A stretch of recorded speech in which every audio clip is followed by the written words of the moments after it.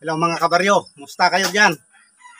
Sa araw na ito mga kabaryo, ang ituturo ko sa inyo kung paano gagawa ng extension. Kabaryo, madali lang ho ito. Pagkatapos nyo mapanood ito, pwede nyo hong gawing sa sarili nyo mga kabaryo.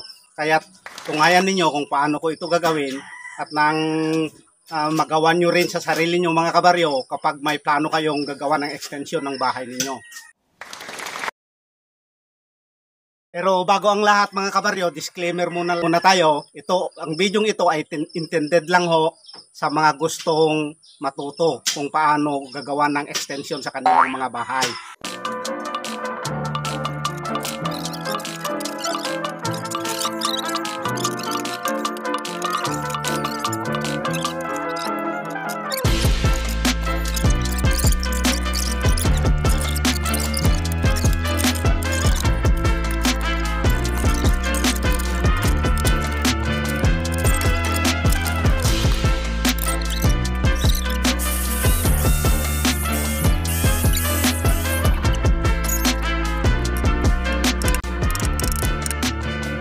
Bali, drill natin mga kabaryo. Dito natin i-mount yung pinakaputing niya.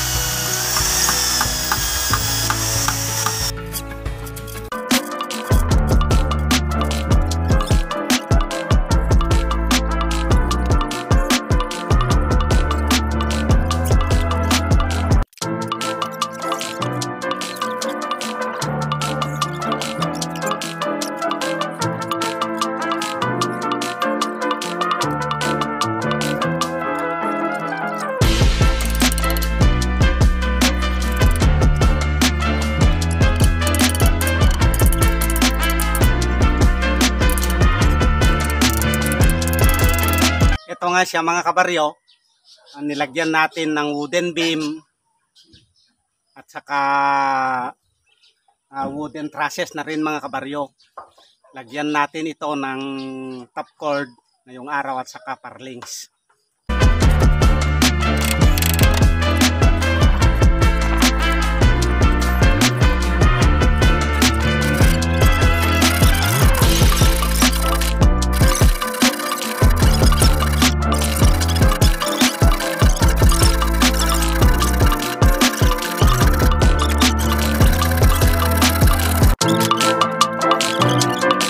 Mahirap mga kabaryo kasi gawa na yung bubong dyan, maraming cutting dyan talaga.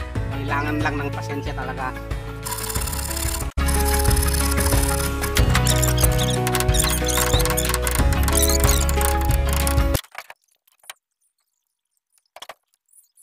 Gamitan natin ito ng bar level para gawan natin ng linya dito.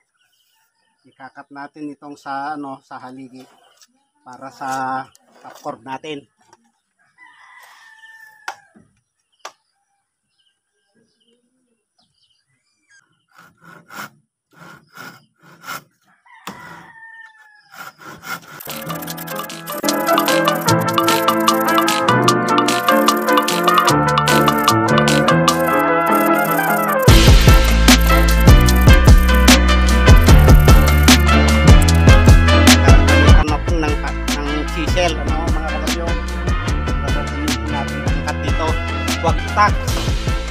Hirap yon, manage.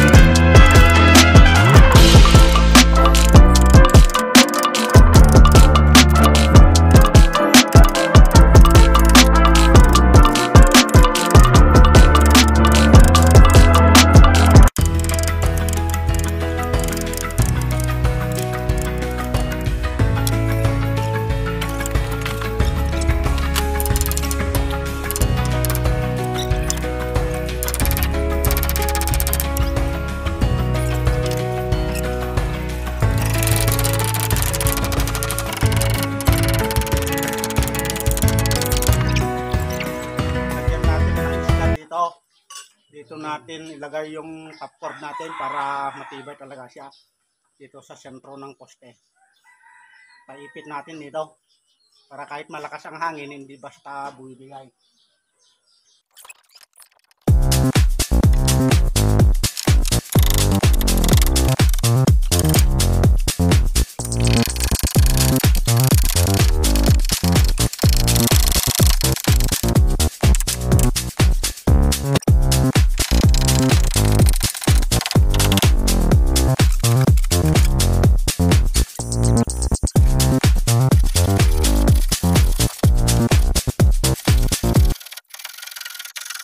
Natin ito mga kabaryo. Tine.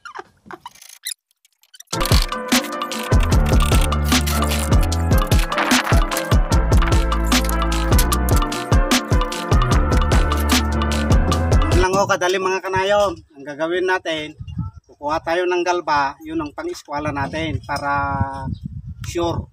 Hindi yung mga ganito lang maliliit masyado. Dapat galba, mas malaki.